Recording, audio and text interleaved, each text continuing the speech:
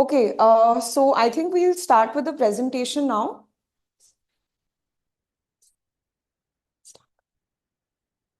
Hi everyone, my name is Rukshara. I'm the head of sports nutrition at Sporting Ethos.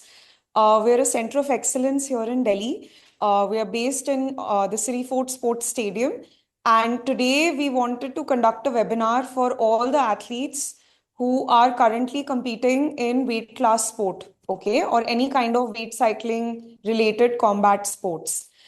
So yeah, let's start with the presentation now. And then as the athletes keep joining in, please feel free to ask questions. आप कभी भी chat box में question लिख सकते हैं. And if you want, you can also ask us queries related to weight cycling. I hope आप सबको screen clearly दिख रही है. In case there's any technical problems, you can mention that also. Okay, so I'm seeing कि काफी सारे athletes जो हैं they are taekwondo based, so we'll try to center our discussion around taekwondo and karate. Now the first thing जो मैं discuss करना चाहती हूँ that is related to the nutritional demands of combat sports. Now I'm sure आप सब लोग काफी सालों से एक particular sport master करते हैं. You have to try and learn the skills, the techniques. But what sets combat sports apart from other sports is that इसमें एक added layer of tension रहता है, which is trying to make weight for your competition. Now, in my professional experience, हमने इतने सालों से combat sport athletes के साथ काम किया है, एंड काफी बार ऐसा होता है कि ट्रेनिंग और परफॉर्मेंस से ज्यादा टेंशन एथलीट को वेट देने की होती है. सो आज हम न्यूट्रिशन प्रेजेंटेशन में यही डिस्कस करेंगे कि कैसे आप बिना अपनी बॉडी को ज्यादा स्ट्रेस में डालें सबसे आसान और साइंटिफिकली प्रूवन तरीके से अपना वेट कैटेगरी मीट कर सकते हैं. Okay, but before we get into all of that, मैं थोड़ा सा आपको बैकग्राउंड देना चाहती हूँ about what all we are going to be discussing. So first and foremost सबसे पहले आता है कि कॉम्बैट स्पोर्ट में न्यूट्रिशनल डिमांड्स क्या रहती हैं. इस स्पोर्ट की खासियत ये है that it is a very mentally and physically exhausting type of sport for the body. Mental exhaustion भी बहुत हाई होता है due to all the fights and the sparring and the weight cutting. Physical exhaustion तो खैर रहता ही है because of the harsh training. And on top of that there is a lot of travelling involve and काफी uncertainty रहती है competition को लेके, स्टे को लेके, ट्रैवल को लेके. तो because of all of this combat sports becomes a very hard and difficult sport to master over time. Now if we look at the different kinds of demands जो body की demands रहती हैं in a combat sport, सबसे पहले तो इन sports में काफी ज्यादा weight fluctuation रहता है. एंड जहां पे भी बॉडी का weight fluctuation involved होता है, there the body is going to experience a lot of stress. Secondly, high training load. काफी बार ट्रेनिंग वर्कआउट्स इतने इंटेंस होते हैं कि दिन में 2 3 4 ट्रेनिंग सेशंस भी रहते हैं, specially during camps, right. Third, risk of impact and overuse injuries बहुत हाई रहता है क्योंकि यू आर कॉन्स्टेंटली ग्रैपलिंग, आप स्ट्राइकिंग कर रहे हैं, आप फिजिकल कॉन्टैक्ट अपने ओपोनेंट के साथ रखते हैं, तो इस कारण से इम्पैक्ट इंजरीज, चोट लगने के चांसेस भी बढ़ जाते हैं. Fluid and electrolyte balance. ज्यादातर ट्रेनिंग और फाइट्स जो होती हैं वो किसी स्टेडियम में या किसी बेसमेंट में होती हैं जहां पे मल्टीपल मैट्स पे मल्टीपल फाइट्स चल रही होती हैं. जब इतने सारे एथलीट्स एक साथ compete करते हैं और एक साथ ट्रेन करते हैं तो there is a greater chance of you sweating more. जब ज्यादा पसीना आता है एथलीट ज्यादा थकता है, उसका reaction time, stamina, speed, strength सब धीरे धीरे डिक्रीज होने लगता है. एंड काफी एथलीट्स के केसेस में उनके एक दिन में मल्टीपल फाइट्स भी रहती हैं. So keeping all of this in mind, nutritional demands combat sports की उस हिसाब से बढ़ जाती हैं. देन इम्यून सपोर्ट और हाई रिकवरी डिमांड्स. इस पर्टिकुलर स्पोर्ट में क्योंकि आप मल्टीपल बाउट्स डेली करते हैं, जो राउंड्स रहते हैं वो 2 से 5 मिनट के रहते हैं एंड काफी रेपिटेटिव और हाई इंटेंसिटी होते हैं, तो इस वजह से आपके बॉडी के साथ साथ आपका नर्वस सिस्टम, आपके बॉडी के साथ साथ आपका नर्वस सिस्टम भी थकता है. And because of that also you can start experiencing recovery issues. Lastly, constant tweaks in diet to achieve weight manipulation. सबसे बड़ा स्ट्रेस ही वेट क्लास एथलीट्स के लाइफ में रहता है कि उनको अपना बॉडी वेट कैसे मेंटेन करना है. They are constantly trying to cut and make weight for different different tournaments. And last most difficult part of being a combat sport athlete is that आप काफी बार लो एनर्जी इनटेक के साथ साथ high training output दे रहे होते हैं, meaning on a very less diet you are training very high intensity sessions, and all of that can be very difficult अगर आप ढंग से उसकी प्रैक्टिस ना करें और उसको साइंटिफिक तरीके से समझे नहीं कि उसको कैसे फॉलो करना है. Now, many athletes use very unhealthy strategies for rapid weight loss, right? RWL stands for rapid weight loss. And I'm sure आप सबके experiences रहे होंगे या आपने अपने साथ वालों को भी देखा होगा that many times they will engage in unhealthy practices to reduce their weight very, very fast. And unfortunately Indian setup में काफी बार कॉम्पिटिशन्स भी आपको लास्ट मिनट पता चलते हैं where you might not have a lot of time gap to reduce weight. So काफी बार athletes जो हैं वो ओवर ट्रेनिंग करते हैं, खाने का क्वांटिटी बहुत ज्यादा कम कर देते हैं, फ्लूइड्स और सॉल्ट को एक्सेसिवली रिस्ट्रिक्ट करते हैं. In extreme cases, they will also use enemas and laxatives, and sometimes, which is 100% not recommended, banned substances are used as well. Saunas, sweating it out, sweatsuit पहनना, hot water baths लेना, and water loading with excessive salt restriction. These are some of the unhealthy strategies जो काफी athletes rapid weight loss करने के लिए use करते हैं. Now science कहती है that this type of a strategy to cut down body weight can affect the mental acuity, strength and mood of an athlete. इसका क्या मतलब हुआ? एक स्टडी की गई थी फिनलैंड में जहां पे ऑलमोस्ट 2000 वेट क्लास एथलीट्स को स्टडी किया गया था लॉन्ग टर्म, और उसमें पाया गया था कि ज्यादातर एथलीट्स जिन्होंने अपने करियर में बहुत अग्रेसिव वेट साइकिलिंग की, उनके लाइफ में आगे जाके ओबीस होने के चांसेस बहुत ज्यादा हाई हो गए थे कंपेयर टू दोज एथलीट्स जिन्होंने अपना वेट जो है वो relatively close to category maintain किया और उन्होंने अपनी बॉडी को शॉर्ट टर्म स्ट्रेस में ही रखा, ना कि long term repetitive weight cycling किया. So it is very important. इसका ये मतलब नहीं है कि आप वेट कटिंग कर नहीं सकते हैं, but you have to be very very careful about the approaches you take to make weight. Okay, जितना कम टाइम आप अपनी बॉडी को स्ट्रेस में रखेंगे उतना बेटर रहेगा आपकी लॉन्ग टर्म हेल्थ और लॉन्जेविटी इन स्पोर्ट के लिए. Now I want to discuss some detrimental effects of rapid weight loss. ठीक है, सबसे पहली चीज, ये तो सबको पता ही होगा, जब आप बहुत ज्यादा डिहाइड्रेट करते हैं खुद को, खाना नहीं खाते हैं, पानी का रिस्ट्रिक्शन, सॉल्ट का restriction, without following a structured protocol, आपका रिस्क एंड सिवियरिटी ऑफ कॉन्कशंस बढ़ सकता है. आपको ब्रेन में स्वेलिंग आ सकती है, आपका पेन टॉलरेंस जो है वो गिर सकता है, आपके ब्रेन में फॉर्मेल्डिहाइड करके एक कंपाउंड होता है उसका बिल्डअप होने लगता है. जितना ज्यादा आप लंबे टाइम खुद को फास्टिंग स्टेट में रखेंगे, स्ट्रेस डालेंगे बॉडी पे थ्रू अग्रेसिव स्वेटिंग एंड सोना, तो उस कारण से आपके आगे जाके health risk, specially mental health risk जैसे अल्जाइमर डिजीज होना, पार्किंसंस होना, इन सब के रिस्क भी बढ़ जाते हैं. डिहाइड्रेशन से ऑब्वियसली आपका जो ब्रेन का रिएक्शन टाइम है, कॉग्निटिव फंक्शनिंग है, वो डिक्रीज हो सकता है, एंड सबसे एक्सट्रीम केसेस में it can also start affecting your kidneys and your heart. So you really have to understand how dangerous unhealthy weight loss is, and the whole goal is कि आपको इसको बहुत structured manner में achieve करना है जहां पे आप अपने बॉडी को मिनिमम ड्यूरेशन के लिए स्ट्रेस में रखें, ना कि आप 10 दिन, हफ्ता भर, 15 दिन अपने बॉडी को स्ट्रेसफुल स्टेट में खींच रहे हैं. Now we've already discussed what the disadvantages are, but I'm sure काफी एथलीट्स जो हैं वो फिर भी आर्ग्यू करेंगे दैट वेट कटिंग के काफी उनको स्पोर्ट में एडवांटेजेस भी दिखते हैं. तो एक बार हम डिस्कस करते हैं कि what are the perceived advantages of cutting weight, कि क्यों एथलीट वेट कैटेगरी पे ही compete नहीं करता, हमेशा वेट कैटेगरी के ऊपर रहता है ट्रेनिंग में और फिर वेट कट करके अपनी कैटेगरी में खेलता है. तो सबसे बड़ा रीजन उसका ये है that it helps to increase the weight to strength ratio, यानी कि आप ज्यादा हाइट में अपने से लाइटर प्लेयर्स के सामने आप ज्यादा स्ट्रेंथ, ज्यादा पावर और बेसिकली ज्यादा डोमिनेंस दिखा सकते हैं. So therefore it helps to increase your power to strength ratio as well. It may also create physical advantages, यानी कि आपकी जो रीच है और आपका टोटल बॉडी मास जो है वो आपको फिजिकल एडवांटेजेस दे सकता है इन striking, in grappling, and those types of movements which are common in combat sports. And lastly, it can help the athlete win as well. So, थोड़ा बहुत weight cutting के definitely perceived advantages हैं, and therefore it is something that I do recommend you should practice, but under careful guidance. Now, how do you know कि आप correct category में participate कर रहे हैं कि नहीं?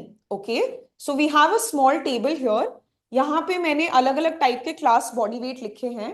Now obviously class body weight जो है वो स्पोर्ट टू स्पोर्ट वेरी करता है. So you can just understand the example here.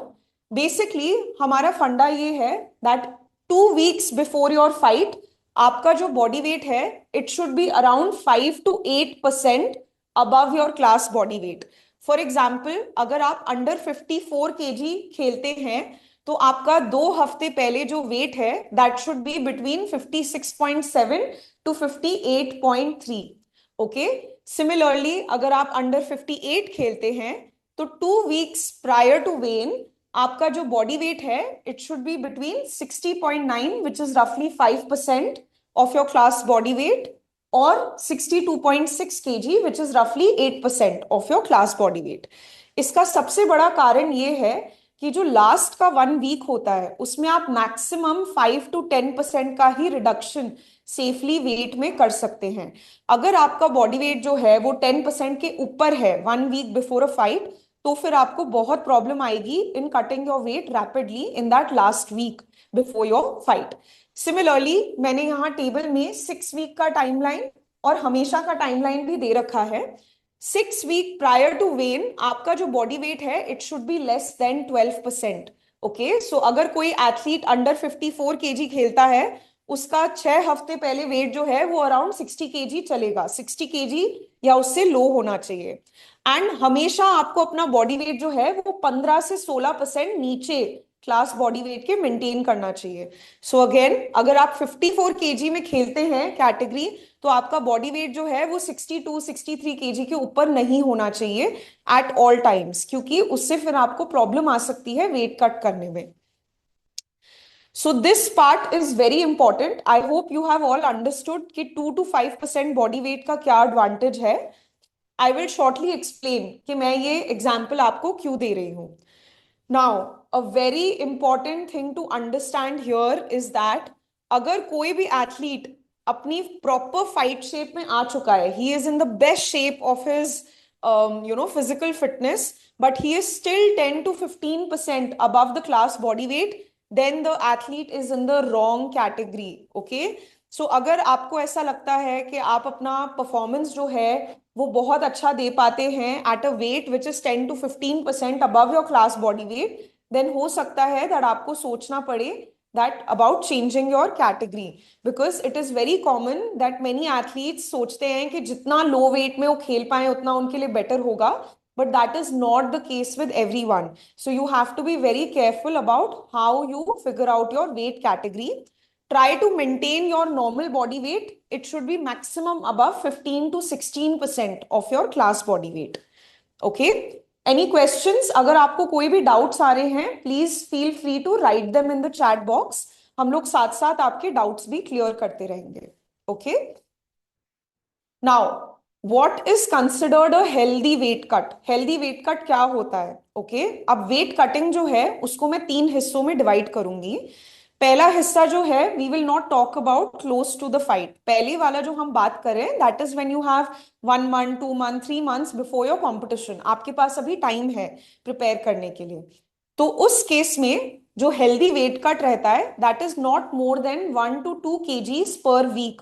अगर आप 1-2 kg से ज्यादा वेट लूज कर रहे हैं per week that is a very very drastic weight loss for you and it can be harmful long term.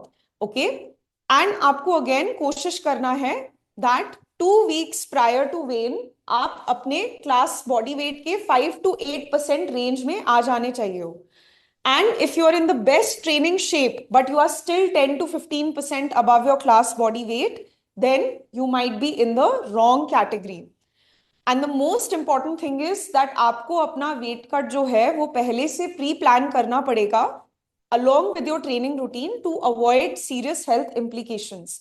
So एक बार आप समझ जाएंगे कि proper weight cutting कैसे करना है, then you will be able to repeat it again and again for different competitions. So this is an art जो just like आपकी जो sport की training होती है, आप कराटे की, taekwondo की, boxing की, जो भी आप sport खेलते हैं उसकी आप training करते हैं, सिमिलरली वेट कटिंग की भी आपको ट्रेनिंग करनी पड़ती है. दिस इज नॉट समथिंग जो आप सीधा एक बार कंपटीशन में करते हैं. You have to practise this in your camps and beforehand so that you get good at it, and आप अपने बॉडी का नेचुरल जो रिएक्शन है टू वेट कटिंग वो स्टडी कर पाए. हर जने की बॉडी बहुत अलग रिस्पॉन्ड करती है. So these are things that we have to practise over time and improve. Okay, now coming to weight cutting, I know सब लोग यहाँ पे आज इसी टॉपिक के लिए आए हैं. Everybody wants to know, everybody wants to know how to make weight for the competition. But before we get into that, I think अभी हमारा we've got a query here in the chat. So निशित ने पूछा है, he is playing under 63 in taekwondo on 3rd May and currently he is 66 kg. What measure should I take now to start cutting from 69 from 20th April? Okay, so Nishit, I would suggest कि you wait for a little bit, क्योंकि आगे मैं exactly यही discuss करने वाली हूँ कि जो आपका short term strategy होना चाहिए वो क्या रहेगा. So just bear with me, we'll get to that. Okay. So first, I want to give you a background on how do you approach making weight. सबसे पहला जो phase होता है, that is your pre-competition phase. This is usually the time when you have 4 to 8 weeks left before your actual fight. So this will be the pre-competition. इस time पे आप calorie deficiencies के through अपना weight थोड़ा सा reduce कर सकते हैं. This is the phase जहाँ पे dieting help करता है, reducing the portion of the food, not eating foods from outside, cutting out sugar and junk food, you know, filling up on fiber and protein, doing a little bit more cardio. जो basic strategies आप लोग सारे जानते हैं, that is usually something you can use in the pre-competition stage when you have 1 month, 2 months before your actual fight. The goal here is कि आपको अपना body weight as close to the class body weight लाना है, usually between the 5 to 8% window. आप सब अपना percentage calculate कर सकते हैं based on the category you play under. Now the second stage is the fight week. Fight week का मतलब this is 1 week before your actual weigh-in date. So let's say अगर आपको Sunday को weigh-in देना है तो प्रीवियस संडे से आपका फाइट वीक चालू हो जाएगा. That will be 7 days before your when day. Okay, and then the third stage is the refueling after the weigh-in. So once you have given your body weight, then how do you refuel? Now इसमें भी बहुत strategies आती हैं because I know कुछ sports में random weigh-in भी रहता है, कुछ sports में daily weigh-in भी होता है. They have to give their weight every day on the day of their competition, and many times athletes 2-3 competition भी लगातार खेलते हैं and they have to again and again give weight. So we will discuss that part as well. Okay. Now सबसे पहले we'll discuss the first stage, that is the pre-competition stage. तो अगर आपके पास 4 से 8 हफ्ते का टाइम है to make weight for your competition, सबसे पहली चीज आपको डाइट में कैलोरी डेफिसिट इंट्रोड्यूस करना पड़ेगा. कैलोरी डेफिसिट का मतलब you will have to calculate कि रफली आपकी बॉडी डेली कितना कैलोरीज बर्न कर रही है और उसमें से आपको 5 to 700 कैलोरीज कट करने पड़ेंगे, and that will help you to reduce a little bit of weight over time. This is a more slow process जो थोड़ा sustainable और healthy रहता है बॉडी के लिए, and this is only possible when you have time. You cannot do this 1 week before the competition. So some of the easy tips and tricks मैंने यहाँ लिखे हैं on how to create a calorie deficit in your diet. Number 1, which is a no-brainer, is obviously you can cut out processed foods, high fat, high salt and sugar foods, and refined carbohydrates from your diet. So in very simple words, कोशिश करो कि आप बाहर का खाना avoid करो और आप जंक एंड प्रोसेस फूड भी अवॉइड करो. Second thing, work with a healthy calorie deficit. Don't try to starve yourself, क्योंकि स्टार्विंग में क्या होगा, आप 5 दिन 6 दिन 7 दिन कर पाओगे. by the 8th day you will give up or your cravings and your hunger will get so intense कि या तो आप ट्रेनिंग नहीं कर पाओगे या आपसे कुछ फॉलो नहीं हो पाएगा consistently. Do not decrease the volume of food. This is a very important tip जो मैं सारे athletes को देती हूँ who work with me. Dieting जो है it has to be smart, it should not be about the quantity of food you're eating. काफी athlete क्या करते हैं, अपनी प्लेट पे खाने का क्वांटिटी इतना रिड्यूस कर देते हैं कि साइकोलॉजिकली भी उनको डिस्ट्रेस हो जाता है अपनी प्लेट देख के। So smart dieting is about not decreasing volume of food, just swapping out for something जो आपको कम कैलोरीज दे रहा है बट क्वांटिटी हाई रख रहा है। फॉर एग्जाम्पल, आप एक बोल ऑफ फ्रूट्स अगर खाते हो, मैंने यहाँ एक फोटो दिया है, दैट इज रफली 150 calories. And if you are eating something like candy, the quantity is so less but it is also giving you 150 calories. अब इन दोनों के बीच में this particular meal is going to be more filling for you for the same amount of calories. Therefore जब आप इसको खाएंगे आपको 2-3 घंटे तक भूख नहीं लगेगी, बट इसको खाते ही 15 मिनट में you will be hungry again. So this is a perfect example of eating for volume and nutrition density rather than eating for calorie density. एक और एग्जाम्पल अगर मैं दूं, जैसे हम सैलेड खाते हैं versus something like a peanut butter sandwich, दोनों में 200-300 कैलोरी हो सकता है, बट वन पर्टिकुलर मील आपको ज्यादा देर तक फुल रखेगा और एक मील आपको कम देर तक फुल रखेगा। So just because you are trying to cut weight doesn't mean कि आप कुछ भी नहीं खा सकते हो या आपको खाना बहुत कम खाना है। It is all about making smart choices. Then nutrient dense foods over calorie dense foods. So this is exactly what I told you here. Opt for whole, unprocessed, natural, plant-based foods rather than eating a lot of processed food. Another tip that I'll give you is, जब आप wait cutting करते हैं many times आपको energy low लो लग सकती है, training से recovery करने में प्रॉब्लम आ सकती है, क्योंकि काफी बार आप अपने कार्बोहाइड्रेट्स को भी रिस्ट्रिक्ट करते हैं, रोटी चावल पास्ता आलू इन सब का क्वांटिटी आप कम कर देते हैं। So one tip that I give you is try to structure your carbohydrate intake around the training window. So for example, अगर आपके दिन में 2 ट्रेनिंग सेशंस रहते हैं, एक मॉर्निंग में एक इवनिंग में, तो आप कोशिश कीजिए कि आपका जो भी मेजर कार्बोहाइड्रेट इनटेक है, whether that is fruits bread rice potato pasta roti, उसको आप अपने ट्रेनिंग सेशन के अराउंड खाइए एंड बाकी के बीच वाले पार्ट में आप कार्बोहाइड्रेट रिस्ट्रिक्ट कर सकते हैं। तो उससे आपकी रिकवरी और एनर्जी लेवल्स फिर भी थोड़े स्टेबल रहेंगे, but at the same time you will be able to make some changes in your body weight. And lastly, try to add more LISS type of cardio. LISS is low intensity steady state. So this is basically the slow stationary biking जो आप करते हैं, incline walking करना, swimming करना, ये सब type की जो एक्टिविटीज हैं, स्लो स्पीड पे जॉगिंग करना, those will all come under low intensity steady state cardio, and this will also help to burn more calories during the day. So this basically is the broad strategy जो आप pre competition follow करते हैं in 1 to 2 months before your fight. Depending on आपको कितना weight lose करना है, we can make the strategies accordingly. Now pre competition कुछ मैंने यहाँ न्यूट्रिशन टिप्स लिखी हैं just to help you in that 1 to 2 month period. सो सबसे पहले तो आप अपना स्टार्च और कार्बोहाइड्रेट्स का इंटेक थोड़ा डिक्रीज कर सकते हैं। सबको पता है, आई एम श्योर आप सबको पता है that when you reduce your carbohydrate intake तो उससे भी थोड़ा वेट में चेंज आता है। And try to plan keeping the starches around your training time to support recovery and sleep. Secondly, cut down the portion size and fill up on more fiber and protein. तो ऐसा नहीं कि plate खाली हो गया एकदम, आप protein fibre ज्यादा ले सकते हैं, कार्बोहाइड्रेट थोड़ा सा कट डाउन कर सकते हैं। Cut out your evening snack और मेक इट लो कैलोरी। अगर आपके दिन में मल्टीपल स्नैक्स हो रहे हैं तो उनको आप रिड्यूस कर सकते हैं या फिर आप उनको स्विच कर सकते हैं for something which is low calorie. For example, if you eat a protein bar that is going to be approximately 300 to 350 calories, you can switch it for something which is lower in calories for roughly, decent amount of protein. So instead of a protein bar, you can do Greek yogurt with a little bit of nuts and seeds in it, which will still give you some protein but not as many calories. Similarly, बाहर का खाने का consumption और sugar intake आपको reduce करना पड़ेगा। You will have to add in extra cardio session. So मैंने यहाँ एग्जांपल्स लिखे हैं like incline walks, swim, stationary bike etcetera. And please focus on hydrating well. आपको इस फेज में फ्लूइड एंड सॉल्ट रिस्ट्रिक्शन करने की बिल्कुल भी जरूरत नहीं है। You have to hydrate well based on your sweat rate कि आपको ट्रेनिंग में कितना पसीना आ रहा है। Now I want to discuss कि रैपिड वेट लॉस करने के क्या स्ट्रैटेजी रहती है।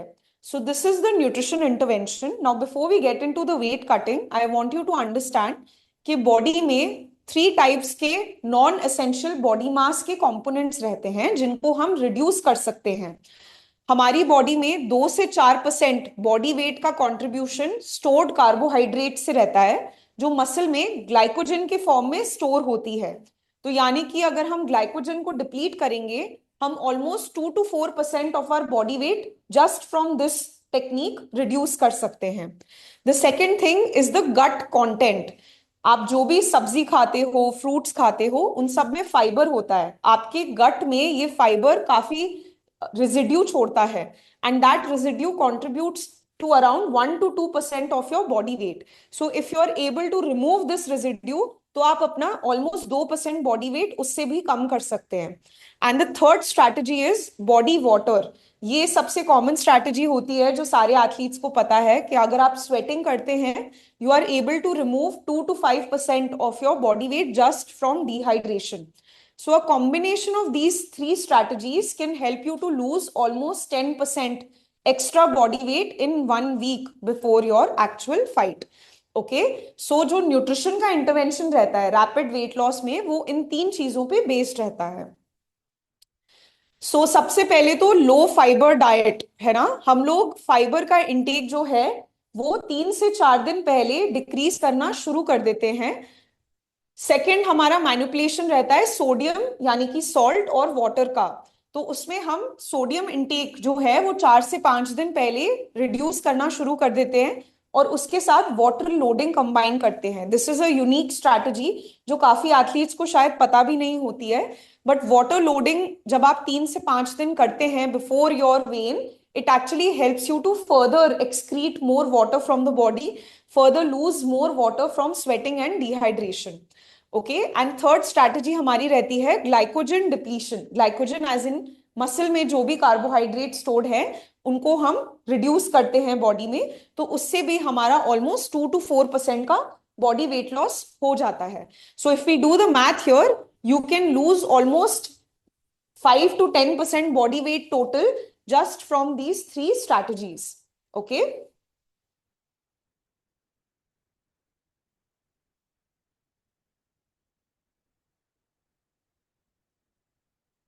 Okay, so coming to fight week. Now, this is the most important part कि हम 1 week before the fight क्या strategy अपनाते हैं।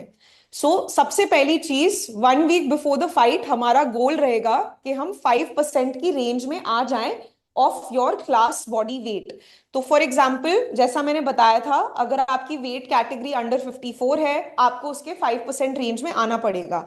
यानी कि you can be 2 to 3 kgs above your weight class but not more then that. अगर आप बहुत ज्यादा अपने क्लास बॉडी वेट के ऊपर हैं तो आपको ये सेम टैक्टिक्स थोड़ा अग्रेसिवली फॉलो करना पड़ेगा। इंस्टेड ऑफ 3-4 डेज आपको हो सकता है उसको 5 से 7 दिन फॉलो करना पड़े। सेकेंड थिंग, लो सोडियम डाइट। इसमें हम सोडियम मैनिपुलेशन करते हैं। डेली का एक सॉल्ट बजट मैं आपको बताऊंगी जो आप फॉलो कर सकते हैं, एंड उसके बेसिस पे भी you can cut a lot of body wait.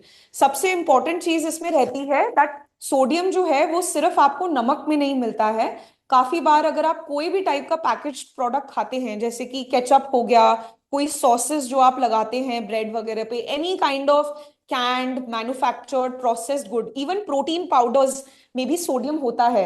So you have to get into the habit of reading the labels, क्योंकि अगर आप उन सबको अकाउंट नहीं करेंगे तो ये स्ट्रैटेजी आपके लिए ढंग से काम नहीं करेगी। You also have to check your supplements, कि आपके सारे सप्लीमेंट्स में कितना सोडियम है, उसका आपको टोटल कैलकुलेशन करना पड़ेगा डेली बेसिस पे।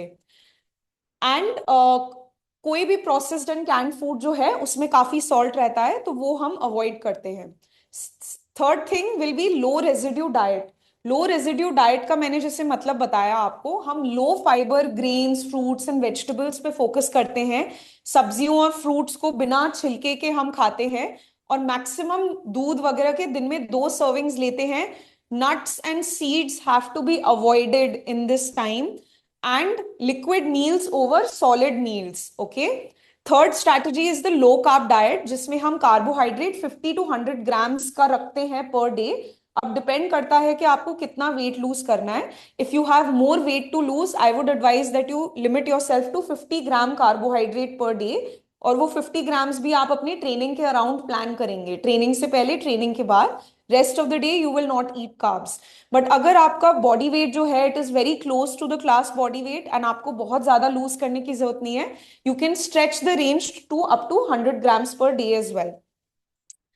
The fourth strategy is the water loading part. जैसा कि मैंने बताया, water loading combined with the low sodium diet बहुत इफेक्टिव स्ट्रैटेजी रहती है फॉर कटिंग वेट. तो वाटर लोडिंग में हम आपको काफी सारा पानी एक साथ पिलाते हैं for 3 to 4 days.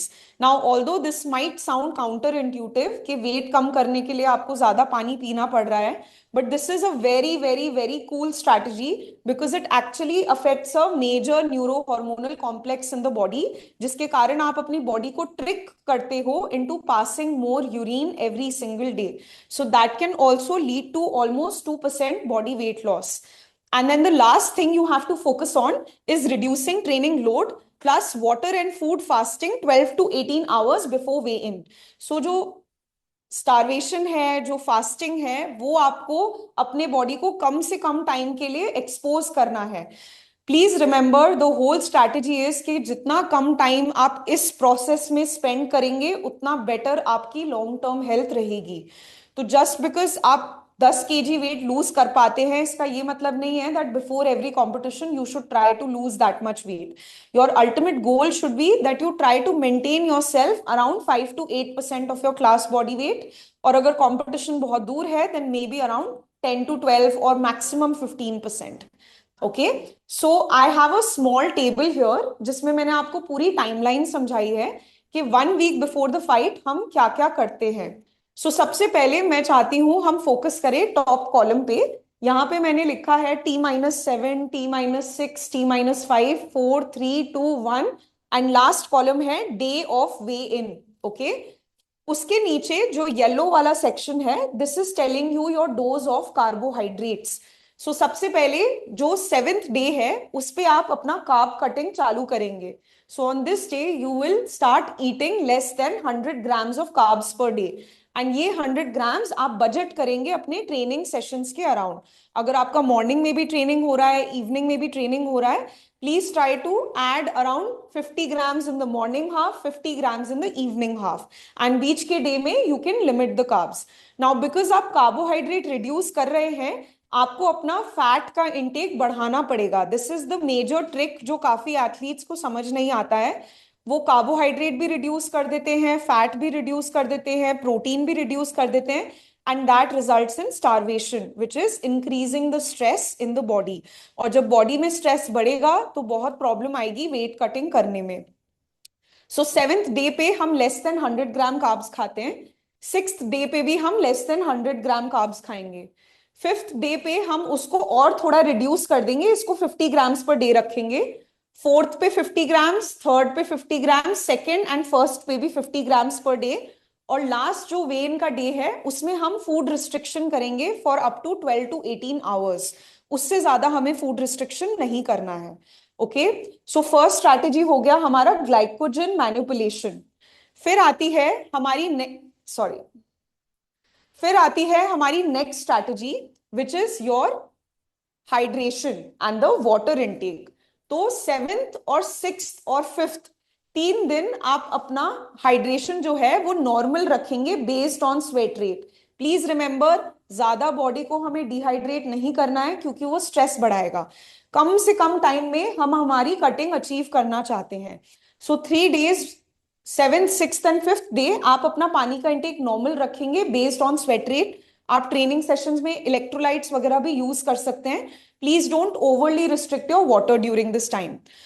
4th day onwards आप अपना वाटर लोडिंग स्टार्ट करेंगे. वाटर लोडिंग में बेसिक फॉर्मूला रहता है, you have to consume 100 ml of water for every kg of body weight. So ज्यादातर एथलीट्स के लिए that is between 6 to 7 liters of water, that is almost 2 gallons of water every single day.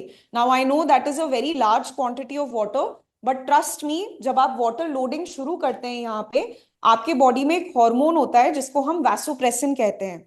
Vasopressin is a hormone which is responsible for maintaining water and electrolyte balance in the body. तो क्या होता है जब आप अपने नमक नमक का इंटेक कम करते हैं और पानी का इंटेक एकदम से बढ़ा देते हैं, more than double of your normal amount, तो बॉडी को लगता है कि बहुत ज्यादा एक्सेसिव पानी आ गया है शरीर के अंदर, एंड उसको वो एक्सक्रीट करना शुरू कर देता है, क्योंकि अगर वो उतना पानी स्टोर करेगा along with the less salt it can be dangerous.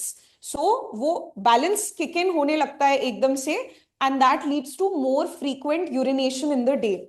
सो जब आप अपना वाटर लोडिंग शुरू करते हैं, we maintain a high water intake for 2 to 3 days depending on आपको कितना कटिंग करना है. फॉर 2 या 3 days आप अपना वाटर इनटेक हाई रखेंगे और फिर उसको धीरे धीरे रिड्यूस करना शुरू करेंगे going up to your weigh in. So 4th day पे आपने लेट्स से 6 से 7 लीटर पानी पिया, 3rd डे पे भी आपने 6 से 7 लीटर पानी पिया, 2nd डे पे आप उसको हाफ कर देंगे अराउंड 3.5 to 4 लीटर्स. फिर 1st डे पे आप उसको और रिड्यूस कर देंगे 1.2 litres, 1 to 2 litres, and weigh in वाले दिन आपको वाटर रिस्ट्रिक्शन प्रैक्टिस करना पड़ेगा along with the food restriction. तो इससे क्या होगा, यहाँ पे आपकी बॉडी को आपने ट्रिक किया into passing more urine, and फिर आपने अपना साइमल्टेनियसली पानी का इंटेक रिड्यूस किया, but during this stage also आपकी बॉडी फिर भी काफी ज्यादा यूरिन पास करती रहेगी. So this is how you are able to cause more water shedding just from water loading. Then the next strategy is the salt manipulation. So salt manipulation जो है वो 7th and 6th डे पे हम normal salt खाएंगे based on sweat rate रखेंगे, यानी कि अगर ट्रेनिंग में पसीना आ रहा है तो हम इलेक्ट्रोलाइट्स भी कंज्यूम करेंगे, खाने को normal light to medium amount of salt add करेंगे. 5th डे ऑनवर्ड्स आप अपना स्लाइट सॉल्ट रिस्ट्रिक्शन शुरू कर सकते हैं. Now what does slight salt restriction mean? आपको लगभग 1 टीस्पून नमक पूरे दिन में इस्तेमाल करना है. So a good strategy that I tell all my athletes is morning में ही 1 टीस्पून आप एक सेपरेट बोल में सेपरेट आउट करके रख लीजिए, and then whatever cooking you are doing through the rest of the day, always pick up salt just from that one budget. So that way you will not exceed that 1 teaspoon mark for the day, and by doing that you will be keeping your sodium intake less than 2500 mg. So on day 5 1 teaspoon salt, and फिर उसको आप धीरे धीरे taper करेंगे. So you have gone from normal salt to 1 teaspoon to 3/4 teaspoon to half teaspoon, 1/4 teaspoon, and restriction. So ऐसे करके you will be tapering the salt intake, and simultaneously when you are water loading it is going to help you to excrete more water and lead to more body weight loss. And then the last strategy is the residue part of the diet. So जैसा मैंने आपको बताया, हमने glycogen से शुरू किया, we went to hydration, salt, and now the residue. So residue का मतलब है आप डेली बेसिस पे कितना फाइबर खा रहे हैं. So on day 7 and day 6 आपको नॉर्मल फाइबर इंटेक लेना है अपना, which will be approximately 25 to 30 grams per day. Day 5 onwards आप अपना फाइबर इंटेक रिड्यूस करना शुरू करेंगे, and you will aim for less than 10 grams per day, and ये 10 ग्राम्स आप मेंटेन करेंगे till the weigh in, and weigh in वाले दिन obviously you will be restricting your fibre as well. So this ideally is the perfect timeline जिससे हम weight cutting achieve कर सकते हैं, and through this strategy without causing too much stress, बहुत ज्यादा खुद को स्वेटिंग वेटिंग करके टॉर्चर नहीं करना पड़ेगा, you will still be able to make your weight approximately 5 to 8% आप easily cut कर पाएंगे. Now please keep in mind ये सारी calculations बहुत ज्यादा quantity specific हैं, तो ये सब आपको measure करके खाने में help करता है. You cannot eyeball these measurements. You have to be very particular with using a weighing scale, measuring every gram, using measuring cups for your food. And of course साथ में training जो है that should be managed accordingly. When you're doing aggressive cutting like this 1 week before your tournament, you cannot be training at very very high intensity. So please make sure that आप अपना training भी उस हिसाब से taper कर रहे हैं. Now what comes under low fiber? ये question काफी बार athletes मुझसे पूछते हैं कि low fiber diet में क्या fruits and vegetables usually आते हैं. So I've given you some examples here of fruits and vegetables which give you less than total 10 grams of fiber per day. So you can opt from this green list and you have to avoid the red list vegetables. तो green list में आता है, your tomatoes, white rice, potatoes, bread, onions, asparagus, spinach, lettuce, carrots, zucchini, bell peppers, watermelon, banana. Cantaloupe is basically जो yellow वाला एक melon आता है. Musk melon, canned fruit, and beetroots. These are the vegetables and fruits which are allowed for you during the low residue period. और जो red वाले हैं वो बिल्कुल अलाउड नहीं है. तो उसमें आएगा broccoli, cauliflower, beans, sweet potato, whole grains, sprouts, नाशपाती हो गया, एप्पल, लेंटिल्स, पीस. दाल्स भी रेड लिस्ट में आएंगी. तो दाल आपको 1 वीक बिफोर टूर्नामेंट अवॉइड करनी है. So this is a major mistake a lot of athletes in India make. वो खूब दाल खाते रहते हैं and that increases their residue in the diet. Okay. So any questions so far? किसी को कोई doubts हैं related to this table? You can put it in the chat box. And I hope निशित आपका थोड़ा सा आपको clarity मिली है about how you can approach your weight cut.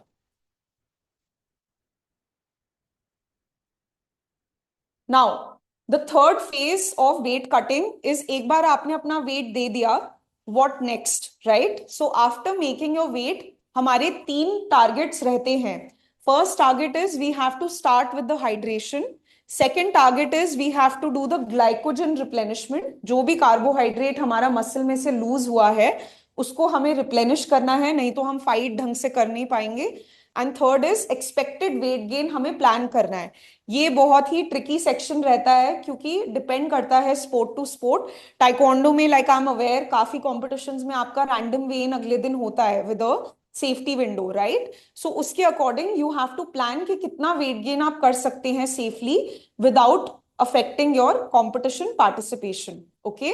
सो सबसे पहला स्टेप जो है हाइड्रेशन, उसमें हम क्या करते हैं, एज सुन एज जैसे आपने वेट दे दिया, first thing is start rehydrating your self with ORS. है ना? ORS is a heavy duty electrolyte और आपको अपना रिहाइड्रेशन धीरे धीरे स्टार्ट करना है. नाउ प्रॉब्लम क्या होती है, काफी एथलीट बाय द टाइम वो वेट देते हैं उनकी हालत खराब हो जाती है. They are already so dehydrated that they want to chug bottles and bottles of water. Okay. So when they are chugging so much water, it is too fast hydration for the body and उसके कारण GI distress हो सकता है, पेट खराब हो सकता है, आपकी तबीयत खराब हो सकती है. So it is very important to do it in a slow and controlled manner. Generally हम advise करते हैं कि आपको 700 ml fluid for every half kg of weight lost आपको कंज्यूम करना है. तो आप अपना कैलकुलेशन उस हिसाब से कर सकते हैं. अगर आपने डिहाइड्रेशन के थ्रू 3 या 4 kg वेट कट किया है तो you can just multiply that by 2 and 700 ml and that will tell you कि आपको कितना total volume of water consume करने की जरूरत है. सिमिलरली सोडियम का भी हमने यहाँ कैलकुलेशन दिया है. You have to consume 500 mg sodium for every half kg weight loss due to dehydration. So let's assume अगर आपने you have lost 3 kgs from dehydration, then you will multiply 700 ml into 6 and that is the amount of water you have to consume. Similarly, if you've lost 3 kgs of weight due to dehydration, then you have to multiply 500 by 3 which is 1500 mg of sodium आपको consume करना है as part of the hydration process. Then the second thing is glycogen replenishment. तो इसमें हमारा गोल रहता है कि 6 to 12 grams of carbohydrate for every kg of body weight हम आपको खिलाएं. So if your body weight is around 60 kgs, you can multiply that by 6 or 12 and the amount of grams you get उतना आपको carbohydrate consume करना है. Now the trick here is कि आप कोई भी रैंडम कार्बोहाइड्रेट कंज्यूम नहीं करेंगे. You have to be very careful about the type you have, क्योंकि आपने ऑलमोस्ट 5-6 दिन अपने बॉडी को बहुत स्ट्रेस में रखा है फिजिकली. तो इसलिए you have to start with easy to digest foods. Some examples are juices, carb loading powders, rice porridge and honey. Those are some very good options to start your carbohydrate refueling with. And इसमें pace बहुत matter करता है. बड़े बड़े meals नहीं खाने हैं. Small frequent meals आपको हर 2-3 घंटे में कंज्यूम करने होते हैं. ओके.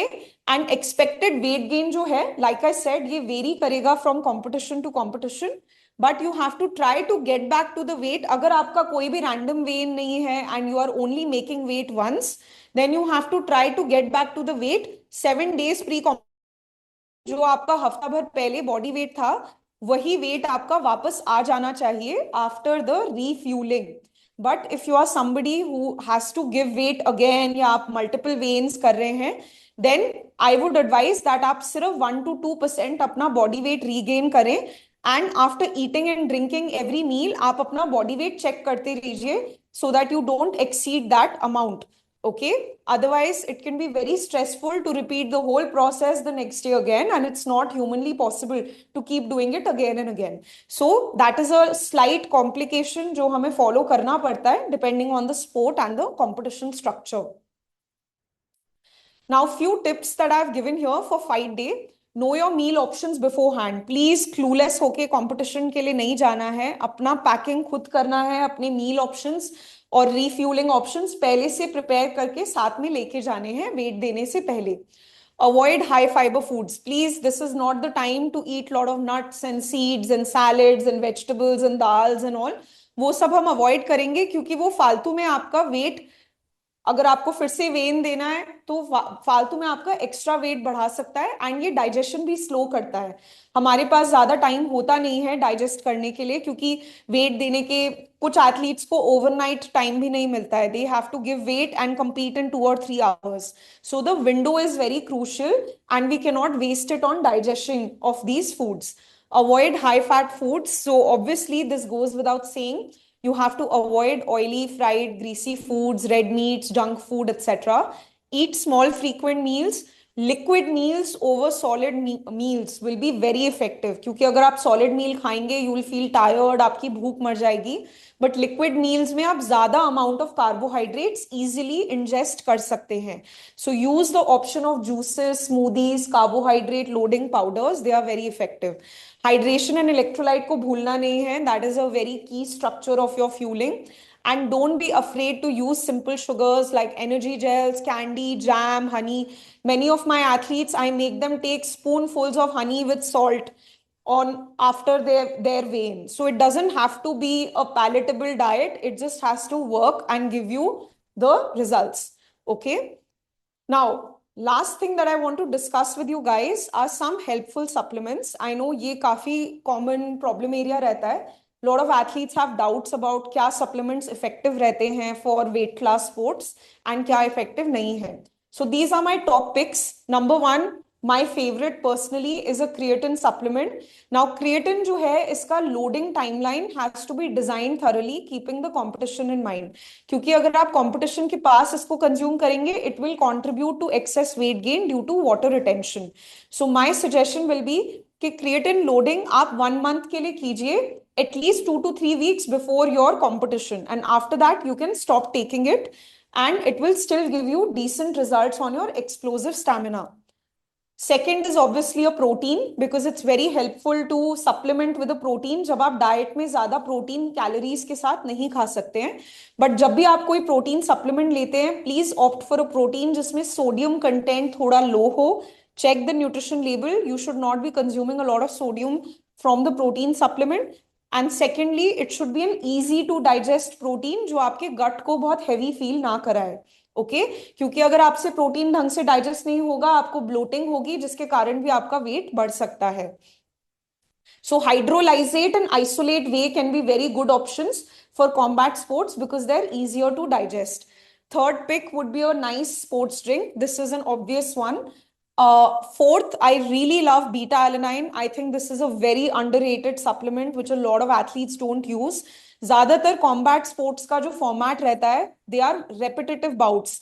2, 3, 5 राउंड्स रहते हैं. यूजुअली राउंड्स का ड्यूरेशन 2 से 5 मिनट के बीच में रहता है, which makes it the perfect candidate for beta alanine as a performance enhancing supplement. Okay, so beta alanine helps to increase your stamina. इसका literal काम ही यही है कि जहां पे भी 2 से 5 मिनट के बाउट्स में एक्सरसाइज हो रही है, वहां पे ये आपका फटीग कम करता है. इसका भी एक लोडिंग स्ट्रैटेजी रहता है, which is that you have to take it for at least 15 days and then after that you stop it. So all of this needs to be done in the pre-competition phase, not in the 1 week before your fight. Okay. Then D3 is a very important supplement. This is going to help you to prevent joint and bone related injuries. Combat sports, very high impact in nature. You are constantly getting hit on and you're constantly striking other athletes as well. So because of that, it can create a lot of strain and stress on your bones and joints. So make sure that you get yearly vitamin D3 tests and you are supplementing it regularly. And lastly, I think omega 3 is also a very good add on because a lot of people in India don't consume good quality fish. So, omega 3 say you can prevent long term inflammation and it's in general good for your inflammation and cardiovascular health. Now, please remember supplements work on a foundation of a healthy diet, training, and sufficient recovery. These are not magic pills. ये लेने से जरूरी नहीं है कि आपका जो performance है वो यहाँ से यहाँ चले जाएगा. It will only give you a 1 to 2% improvement. But it can be very effective अगर आप बाकी चीजों पे अपना अच्छा फोकस कर रहे हैं. Now, few honorable mentions that I'll also give to some products would be glutamine. This I don't recommend for everyone, but as you would know, जो last का 1 week रहता है, that is a very high stress period for the body.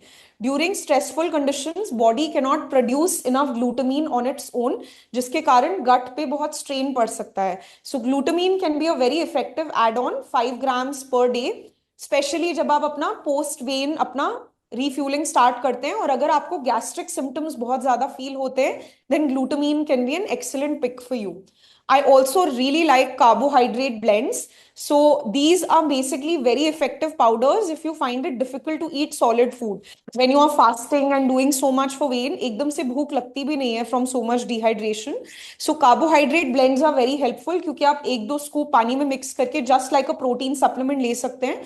And each scoop can give you like 70 to 80 grams of extra carbs. So when you need to eat like 800, 900 grams of carbs a day, this can be a very effective strategy. I love caffeine. Now, caffeine is not for everyone.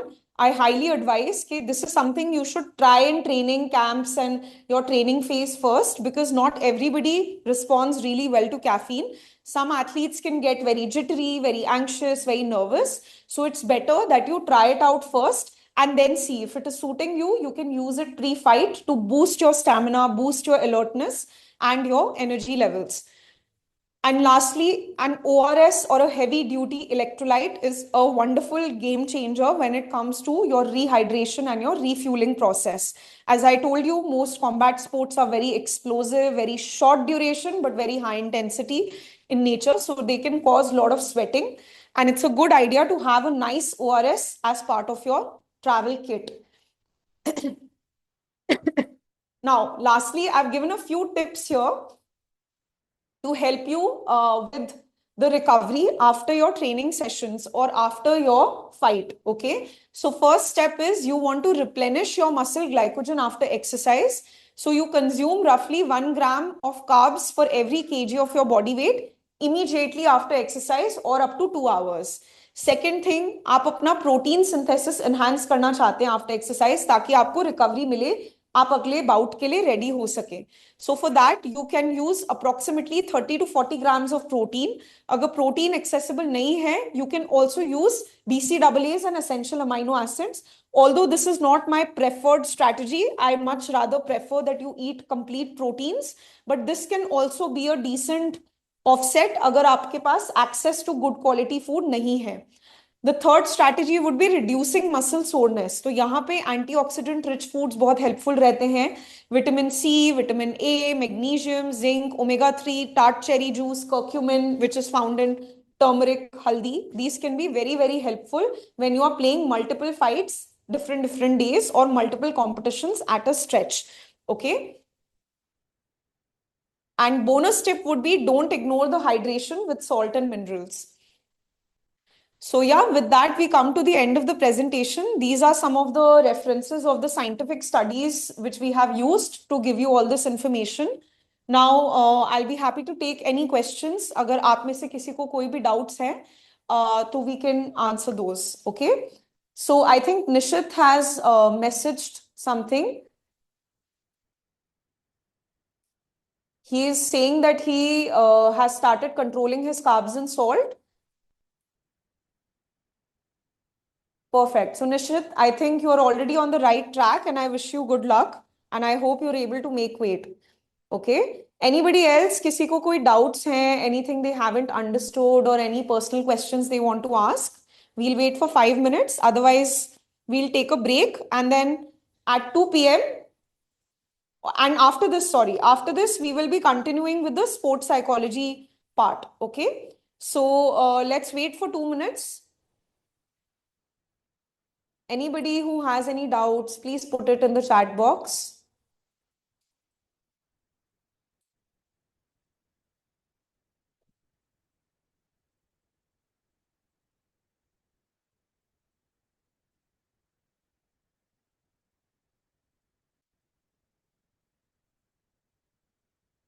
Okay, so I think it's looking like everything is clear to everyone. So we'll wrap up the nutrition presentation here. Thank you so much to everyone who attended. And now we can take a 5 minute break. And then after that, Bhargavi will be joining and she'll teach you how to approach your fights. Yeah, I know. So I think we have one question. Nishit is asking, before fight or fight day, what to have, ma'am? I have caffeine problems. That's a good question, Nishit. So if you have caffeine problems, I would not advise taking caffeine. जैसा कि मैंने बताया, you can focus on the other aspects of refueling. आप rehydration पे ध्यान दो, carbohydrate intake पे ध्यान दो, and make sure that you are trying to maximize your fueling window depending on how much time you have.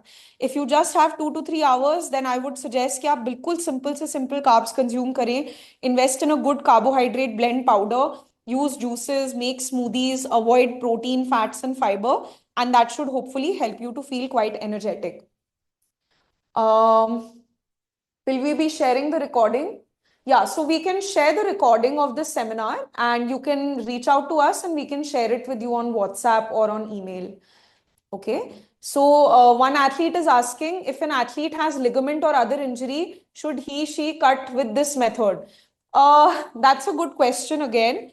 It depends whether you are ready to participate in a competition or not. अगर आप competition में participate करने के लिए आपको green flag मिल गया है आपकी team physio से या आपके coaches से, so then obviously आपको weight cutting करनी पड़ेगी. It is not the most ideal method because like I said, body पे stress पड़ रहा है, आपकी recovery को affect definitely करेगा. So during these situations, our goal is not कि आप 100% अपना एफर्ट लगा पाए. द गोल इज कि आप अपना बेस्ट पॉसिबल परफॉर्मेंस दे पाए under the given scenario and circumstances. So keep your goals and your expectations realistic and try to avoid competing if you're very severely injured. Please talk to a good sports physiotherapist and then take a call accordingly. Okay. Again, I would say अगर आप recovery phase में हैं, I don't know much about your injury, so it will all depend on the severity of your injury. If the sports physio has given you a green light for participating, then you can go ahead with the weight cut. But again, I'm assuming अगर आपको injury थी, so काफी बार athletes injury phase में बहुत ज़्यादा weight gain कर लेते हैं, so then the approach will need more time. Okay, so there are a lot of ifs and buts to consider here. Okay, so Nishit is again asking that he is changing his category from 68 to 63 for the first time. So again, Nishit, I would say that's a good thing. If you are feeling comfortable with your new category, you can continue with the same. Just make sure that you don't, let your body be in a stressful state for too long. And please pay attention to what your body's natural, stagnant weight is. अगर आपका normal weight जो है, it stays like closer to the 10 to 15% of your class body weight, then maybe 63 is a good category for you. But if you are really having to kill yourself and struggle, and because of that you tend to lose performance in your matches, then I would seriously reevaluate कि आपके लिए अच्छा class weight क्या है. Okay, so it's a personal decision. You have to speak to your coaches, your team about it, and take an experienced call. Okay, so ठीक है, with this we'll wrap it up here, guys. Thank you so much for your time. Anybody who needs a recording, please reach out to us on WhatsApp. We'll be happy to share it with you. And we'll be continuing in 5 minutes with the sports psychology presentation. So please stay tuned and don't go anywhere. Thank you. Hello, good afternoon, everyone. We will now start about the psychology aspect of the sport. Now, as you've already mentioned about your sports, I want each one of you to put it in the chat box about what do you understand by the term sports psychology.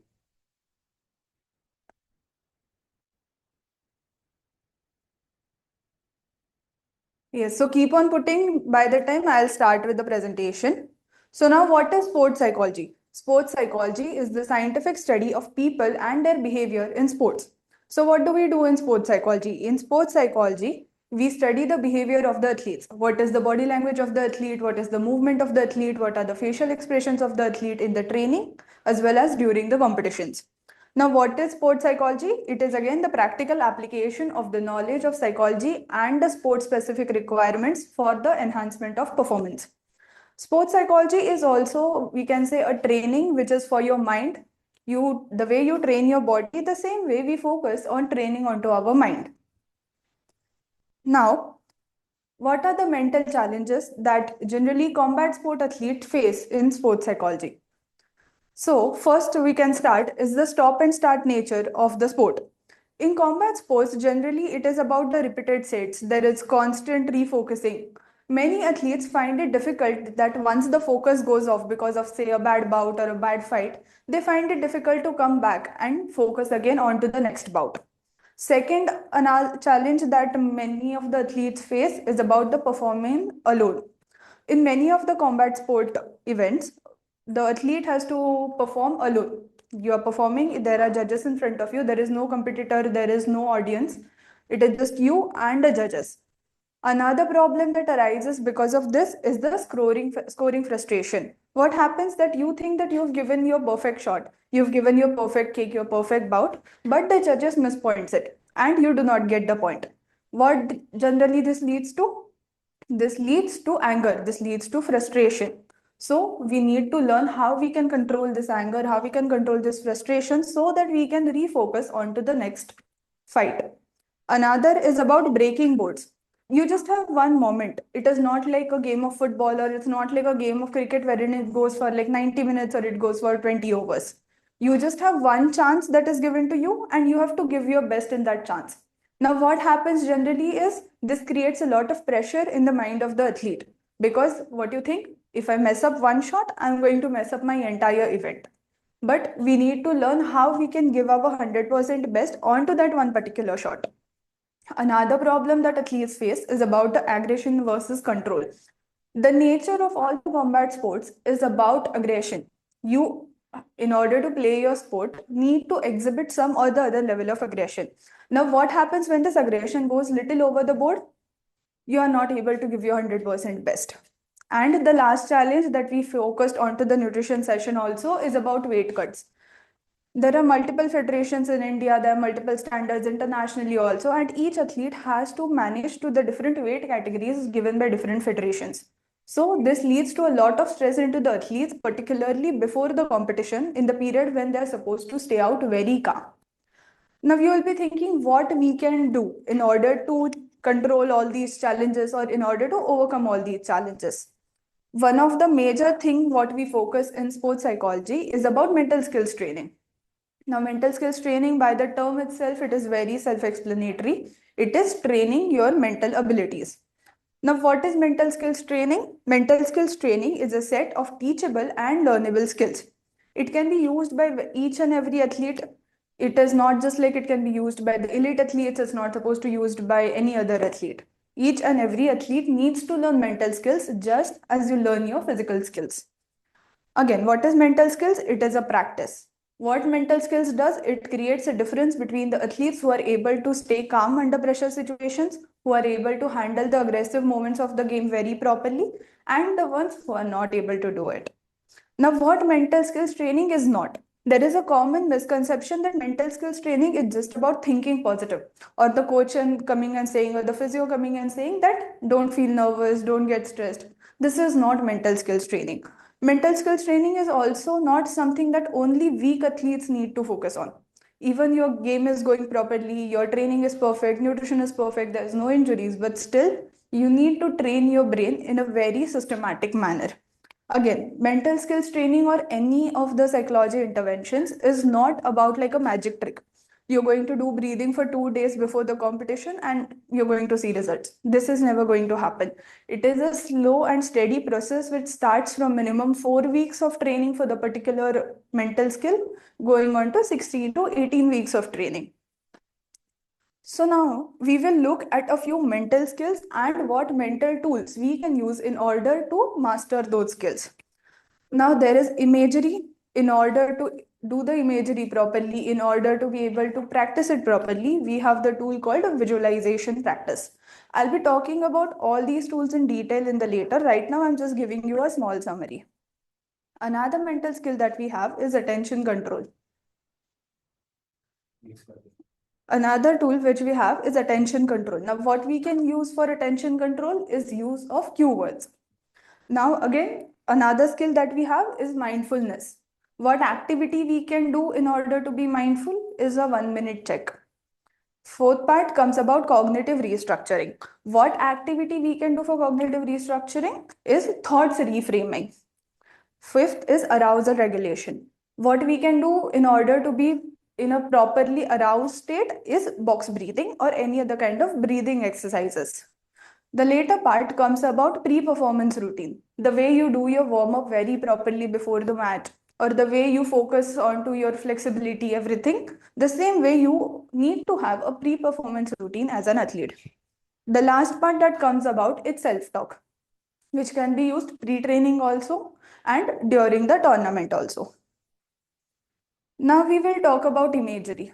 Imagery का मतलब बहुत आसान है. Imagery is something कि जो आप देख सकते हो. अभी आप क्या देख सकते हो as an athlete is about आपका ग्राउंड कैसा है, आपका टूर्नामेंट वेन्यू कैसा है, आपके ओपोनेंट्स कौन है, आप अपने आप को देख सकते हो. So it is a basic concept called your mentally rehearsing what you are going to perform physically. How do we apply this? हम ये कैसे करते हैं? बिफोर द मैच और like before your fight, in maybe say the training arena or maybe in the warm up area, you just sit or maybe stand, close your eyes और धीरे धीरे आपके आसपास जो भी चीजें हैं वो सबको आप धीरे धीरे करके आंखों के सामने देखना शुरू करो कि ओके ये मेरा एरिना है, मैंने ये कलर के कपड़े पहने हैं, यहाँ पे मेरा जजेस बैठे हैं. ये सब चीजें हम धीरे धीरे आंखों के सामने देखेंगे. And what we will see finally is how you going to perform your skill in the perfect वे.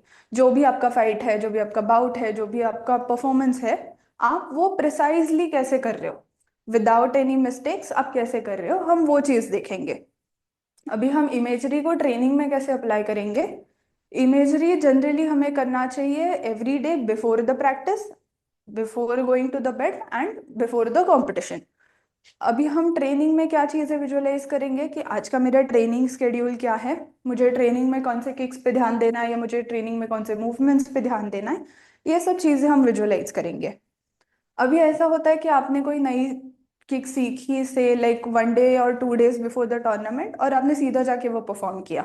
नहीं, ऐसा नहीं होता ना. हम उसको मल्टीपल टाइम्स प्रैक्टिस करते हैं, फिर जाके हम सीधा उसको टूर्नामेंट में करते हैं.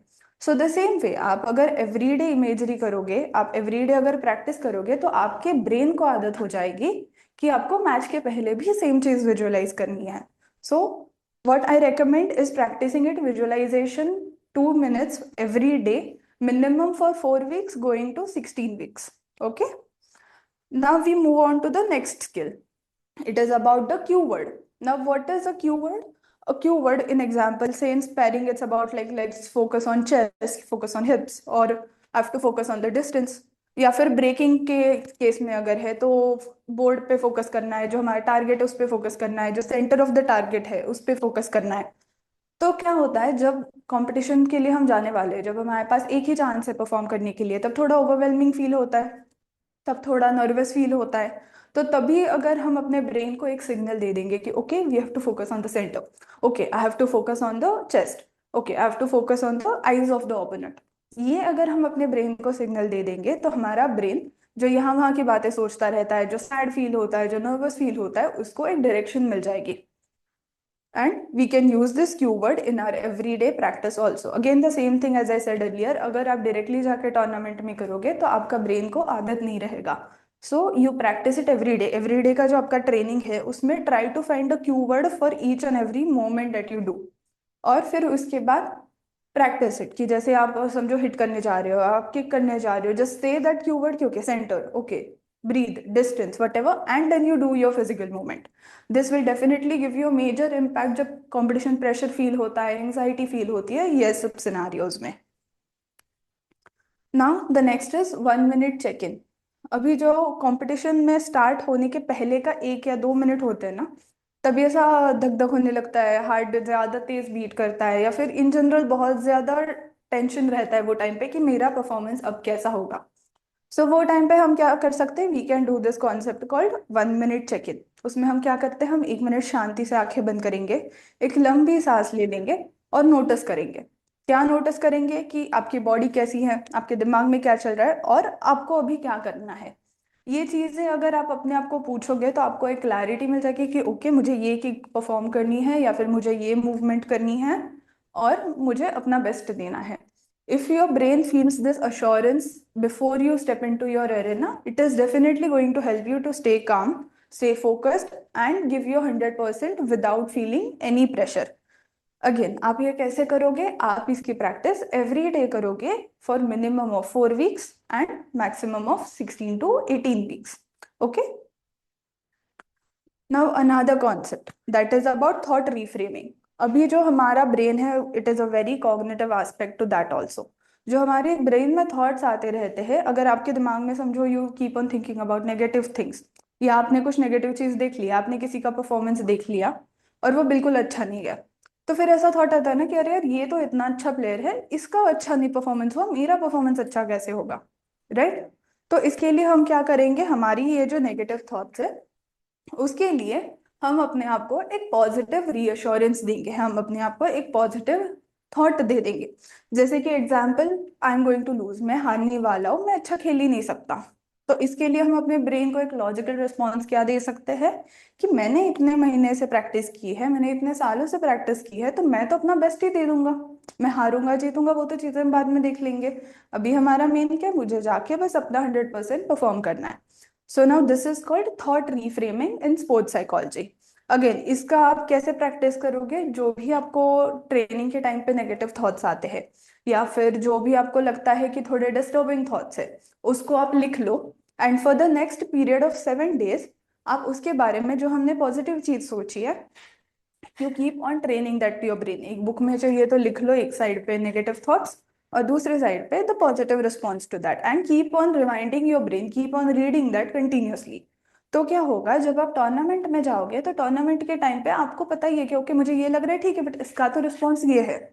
जैसे कभी थोड़ी सोरनेस आ जाती है या फिर कभी थोड़ा सा पेन आ जाता है, बट हमारी बॉडी को पता है कि हमें वो पेन पे मात करके कैसे अपने परफॉर्मेंस पे ध्यान देना है.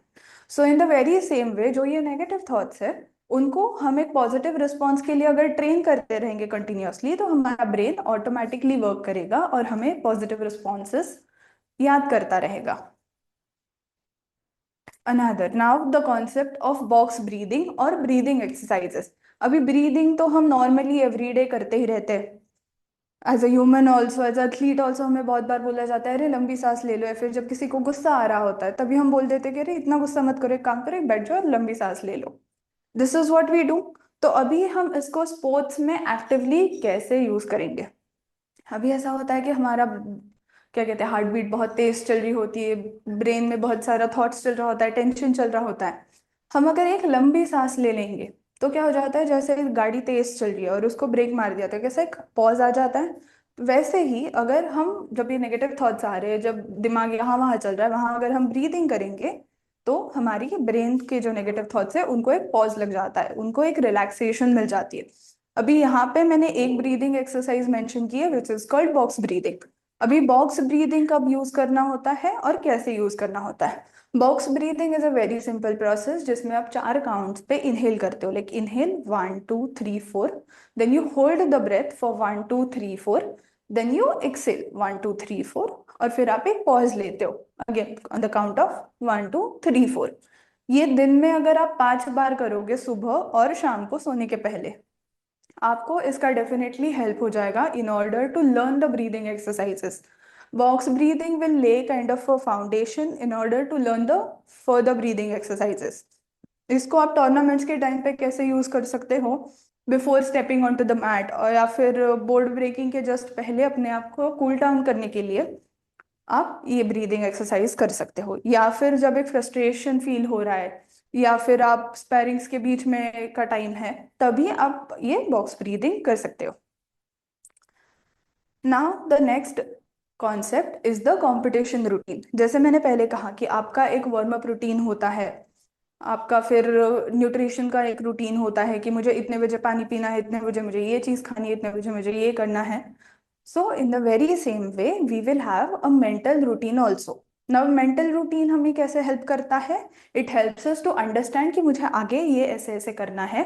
तो अगेन जो वो नेगेटिव थॉट स्पाइरल होते रहते हैं, जो डर लगता रहता है, जो प्रेशर फील होता है, ये सब चीज़ों के टाइम पे अगर आपके दिमाग में, आपके ब्रेन में एक प्रोसेस है कि मुझे अभी मैट पे जाना है, फिर मुझे ओपोनेंट को देखना है, फिर मुझे अपना क्यू वर्ड बोलना है, एंड फिर मुझे अपना परफॉर्मेंस स्टार्ट करना है, ये चीज अगर आपको पता है तो आपका ब्रेन थोड़ा रिलैक्स हो जाता है कि ओके मुझे पता है, मुझे प्रेशर फील हो रहा है, अभी मुझे अभी डर लग रहा है, बट स्टिल मुझे पता है कि मुझे आगे जाके क्या करना है, मेरा एक रूटीन क्या रहेगा मेरे परफॉर्मेंस का, वो मुझे पता है। तो आपका ब्रेन आपको थोड़ा रिलैक्स फील कराता है। अभी ये क्या कॉन्सेप्ट है about competition routine? Is same actions same order each and every time. एक ही रूटीन आप एवरी डे ट्रेनिंग जाने के पहले विजुअलाइज कर रहे हो, एवरी मैच जाने के पहले विजुअलाइज कर रहे हो, in your brain also actively using the Q words in it, it will definitely help you. अभी इसको हम कैसे करेंगे? अभी से टाइकोंडो का कोई मूवमेंट है या फिर कोई किक्स है, तो हम उसको लिख लेंगे कि मेरा एक प्रोसेस कैसे रहेगा, कि मेरा, मैं आऊँगा, मेरा, मैं मैट के यहाँ पे आ जाऊंगा, फिर मेरा बॉडी मूवमेंट ये रहेगा, फिर मुझे ये एक्शंस करने हैं, ये करना है, वो करना है, जो एक मैकेनिकल प्रोसेस होता है स्पोर्ट का, वो हम लिख लेंगे और उसको हम याद करने की कोशिश करेंगे कि ओके मुझे फर्स्ट स्टेप ये करना है, सेकंड थर्ड फोर्थ फिफ्थ मुझे ये ऐसे ऐसे करना है। This is how we will write down the routine and try to remember it. अभी अगर आप इसको एवरीडे प्रैक्टिस करोगे कि एवरीडे ट्रेनिंग जाने के पहले कि ओके मुझे ये चीजें करनी है, तो आपका वो सेम प्रोसेस हो जाएगा जब आप मैचेस के टाइम पे जा रहे हो, जब आप टूर्नामेंट्स के टाइम पे जा रहे हो। अगेन सेम थिंग, जो टूर्नामेंट के पहले दिमाग में सारी चीजें चलती रहती है, उसको अगर आप एक पॉजिटिव और एक लॉजिकल चीज दिखाओगे कि ओके ये नेगेटिव थॉट्स को साइड में रखते हैं, अभी मुझे ये काम करने हैं। जैसे वार्म अप के टाइम पे आप सिर्फ वार्म अप करते हो, तभी कोई रैंडम थॉट नहीं आता है दिमाग में, तभी हमारा फोकस कहीं और चीज पे नहीं जाता है। So in the very same way अगर आपका एक साइकोलॉजिकल परफॉर्मेंस रूटीन रहेगा, एक कॉम्पिटिशन रूटीन रहेगा, so it will help you to stay calm during the competition. Now we come to the last part, last tool, that is about a replacement statement. अभी जैसे हमने पहले cognitive restructuring देखा कि जिसमें हम एक नेगेटिव थॉट को पॉजिटिव थॉट से रिप्लेस कर रहे हैं, वैसे हर बार एक पॉजिटिव रिस्पॉन्स ही देना पॉसिबल नहीं होता है। अभी रिप्लेसमेंट ऑफ स्टेटमेंट में हम क्या करते हैं कि समझो आपको जो भी नेगेटिव थॉट्स आ रहे हैं, थिंक ऑफ इट कि आपका कोई जूनियर प्लेयर या फिर आपका छोटा भाई छोटी बहन has come to you with the same kind of thoughts कि भैया मुझे ये फील हो रहा है, दीदी मेरे ना दिमाग में ये चीजें चल रही है, तो मैं अपना अच्छा परफॉर्मेंस नहीं दे पा रहा हूँ। तो आप उसको ऐसा बोलोगे कि अरे नहीं यार ये तो सबके साथ होता है? आप ऐसा तो नहीं बोलोगे। आप उसको एक रिस्पॉन्स दे दोगे, भले वो थोड़ा मोटिवेटिंग हो, उसमें थोड़ा पॉजिटिव वर्ड्स हो, उसमें थोड़े नेगेटिव वर्ड्स हो, but the negative word should be in a helping way. तो रिप्लेसमेंट स्टेटमेंट इज, आपको जो भी नेगेटिव थॉट आ रहा है उसको आप इमेजिन करो कि आपको किसी और को ये एडवाइस देनी है। जब हमें किसी और को एडवाइस देनी होती है ना, तो हमारा ब्रेन बहुत अच्छे से चलता है। So in the very same way आप सोचो कि एक मैं अपने यंगर प्लेयर को क्या एडवाइस दे दूंगी, और वैसा करके दिमाग में चीजें सोचो, वो जो चीजें दिमाग में आ रही है उनको लिख के रखो, एंड एवरी डे उनको रिहर्स करो कि ओके ये मेरा एक सिनेरियो आता है स्पोर्ट में, मुझे कंपटीशन के पहले ये लगता है, मुझे ड्यूरिंग कंपटीशन ये चीज लगती है, तो उसको मैं कैसे रिप्लेस करूं कोई और स्टेटमेंट से। Okay, now this comes to the end of the discussion about mental skills training. Mental skills training क्या होता है? It is a tool, it is a training which is just like your physical training, but in this we train our brain. In mental skills training we don't master all the skills at one time. हम सोचो अगर एक ही दिन में पानी पूरी भी खा गए, चाट और भी खा गए, हमने पिज्जा भी खा लिया, क्या हो जाएगा? तबीयत खराब हो जाएगी। सो इन द सेम वे अगर हमने सारे मेंटल स्किल्स पे एक ही दिन में फोकस कर लिया कि मैं ब्रीदिंग भी आज से ही स्टार्ट करूंगी, मैं कीवर्ड्स भी आज ही से स्टार्ट करूंगी, मैं कंपटीशन प्लानिंग भी आज ही से स्टार्ट करूंगी, तो क्या होगा, ब्रेन में और ज्यादा कंफ्यूजन क्रिएट हो जाएगा। तो हमें क्या करना है, ये जो 7 मेंटल स्किल्स है इसमें से हमें देखना है कि मेरे लिए कौन सा सबसे ज्यादा इफेक्टिव है, मुझे समझने में सबसे ज्यादा आसान कौन सा मेंटल स्किल है। And then you practise that one skill for 7 days। Then in the next week you go on to the second skill. Again तभी आप क्या करोगे, जो हमने फर्स्ट वीक में स्किल सीखा है उसको हम कंबाइन करेंगे with the skill that we are going to learn in the next 7 days। So, training your mind with these tools will give you the same competitive edge and technique that is required to play. Okay? Thank you so much. If you have any questions, you can ask that in the chat box, please.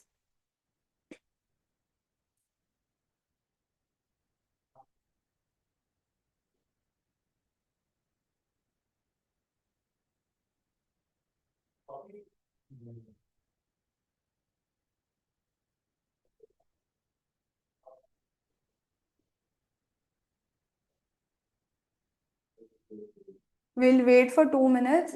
जो भी अभी मैंने बातें की उसके बारे में थोड़ा सोचो समझो कि क्या कोई और डाउट है तो उसको चैट बॉक्स में लिख देना।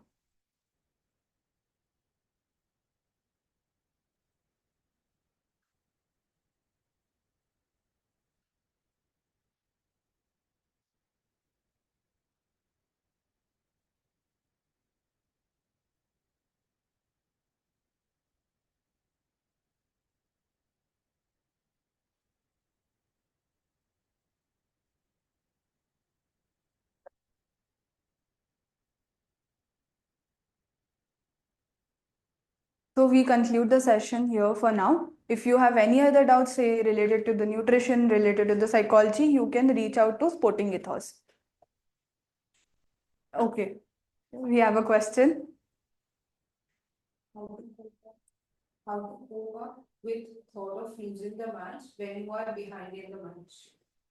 ओके, सो जब भी ऐसा लग रहा है ना कि अभी ओपोनेंट का स्कोर ज्यादा हो रहा है या फिर मेरे पॉइंट्स उतने प्रॉपरली मार्क नहीं हो रहे और वो जो स्ट्रेस बिल्डअप हो रहा है, तभी हम अपने ब्रेन को ये समझाएंगे कि if right now I keep on thinking about this negative thought कि मेरा परफॉर्मेंस अच्छा नहीं चल रहा है, मेरा पॉइंट्स ज्यादा नहीं हो रहा है, क्या होगा, brain is going to think more and more about it. और जो आपका ध्यान परफॉर्मेंस पे जाना चाहिए, जो ध्यान आपका आपके स्किल इंप्रूव करने के लिए जाना चाहिए ड्यूरिंग दैट पर्टिकुलर मैच, जो ध्यान आपका आगे की मैच खेलने के लिए जाना चाहिए, वो ब्रेन आपका सोच रहा है अबाउट कि अरे मैं तो हार जाऊंगा, अरे मेरा तो परफॉर्मेंस अच्छा नहीं जा रहा है, ये वो। तो वो टाइम पे we will use the concept cognitive restructuring कि अभी मेरे दिमाग में ये नेगेटिव थॉट आ रहा है, अभी मैं इसको कैसे रिप्लेस करूँ विद अ पॉजिटिव थॉट कि ओके ठीक है, मेरा गेम अभी अच्छा नहीं चल रहा है, मैं बहुत ज्यादा लो पे हूँ, मेरा ओपोनेंट का स्कोर बहुत ज्यादा है। So what do you explain to your self कि कोई बात नहीं, मेरे पास अभी और आगे का मैच है, I can still give my 100% best. I can still focus on to playing my skills properly and then I will perform better. Again, हमें जब मैच खेलने जा रहे हैं तभी हमें ये नहीं सोचना है कि मुझे ये मैच जीतना ही है, मुझे ये मैच हारना ही है। ये जीत और हार के बारे में हमें सोचना ही नहीं है, हमें क्या सोचना है, मुझे आज जाके अपना 100% देना है। In the process of giving your 100% best आपका परफॉर्मेंस अच्छा होगा। और ये जो नेगेटिव थॉट्स है उसको हमें इसी थॉट से रिप्लेस करना है कि मुझे अपना 100% देना है, कोई बात नहीं अभी तक मेरे नेगेटिव्स हो रहे, now I will still try to give my 100% best. That's it. And again this is a skill, ये ऐसा मैं एक दिन आपको बताने के बाद या फिर एक दिन आपने सोचने के बाद आपको इस आपके थॉट्स में चेंज नहीं दिखेगा। You need to practise this, you can also contact psychologist for this. And we like क्या कहते हैं, साइकोलॉजिकल टेक्निक्स या इंटरवेंशन जो भी होते हैं वो बहुत ज्यादा इंडिविजुअलाइज्ड होते हैं।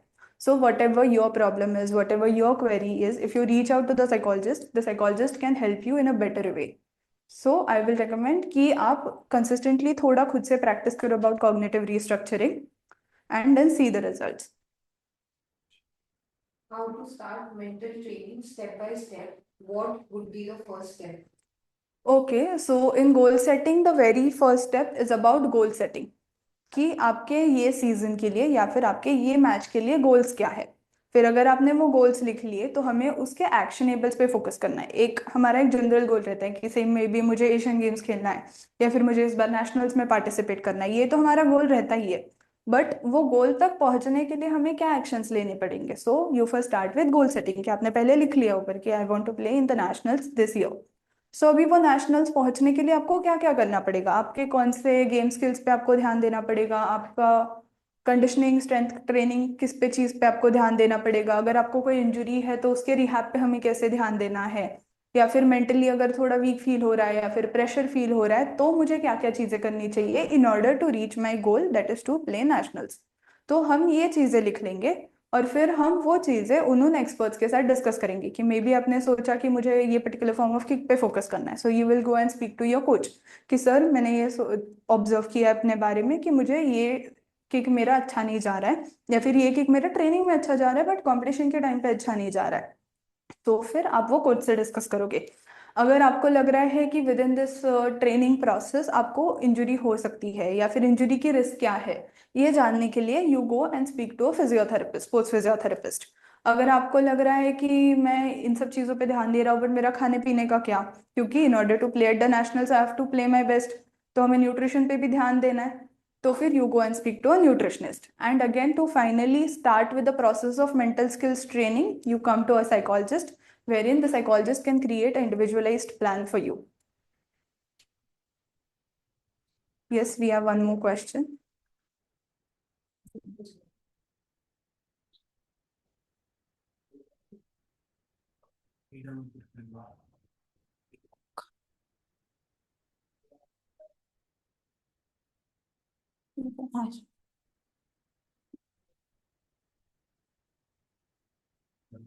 Yes, now another question that we have is either I get too much thoughts or mind goes completely numb at that point. And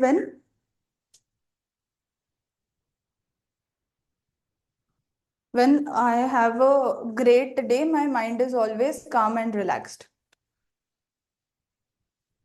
Now the question is how to train the brain to remain in the same state always. Now see again, the brain is not always going to be in the same state. जब आप match खेल रहे हो या जब भी आपका match start होने वाला है तभी आपके थॉट्स बहुत चेंज होने वाले हैं। आपको नेगेटिव थॉट्स भी आएंगे और आपको पॉजिटिव थॉट्स भी आएंगे। तो हमें क्या करना है, जब हमें कोई नेगेटिव थॉट आ रहा है तब हमें फोकस करना है कि कैसे हम वो नेगेटिव को पॉजिटिव में कन्वर्ट करें, कैसे हम अपने ब्रेन को रिलैक्स करें। And again this is something कि क्या कहते हैं, एक लर्नेबल स्किल है। इसको सीखने के लिए आपको टाइम लगेगा। आप मे बी ऐसा कह सकते हो कि आपने अगर आज अप्रैल में, मई में we are starting, you will take next 3 to 4 months in order to understand कि आपका ब्रेन कैसे प्रोसेस कर रहा है एक्चुअल टूर्नामेंट्स के टाइम पे, एंड उसको आप कैसे समझाओगे तो वो बेटर हो जाएगा। जो हमने लास्ट कॉन्सेप्ट देखा था उसमें ऐसा था ना कि क्या कहते हैं, यंगर प्लेयर कोई आ रहा है या फिर कोई छोटा बच्चा आपके पास आके बोल रहा है तो आप उसको कैसे एडवाइस दे दोगे।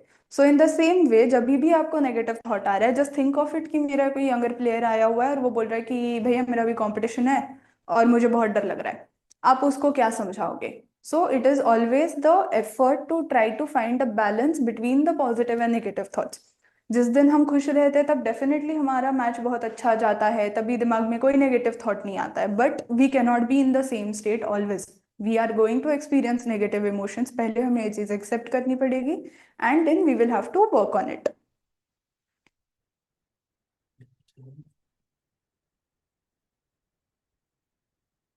Yes, thank you so much. If you have any more doubts, you can reach out to Sporting Ethos. We end the session here for today.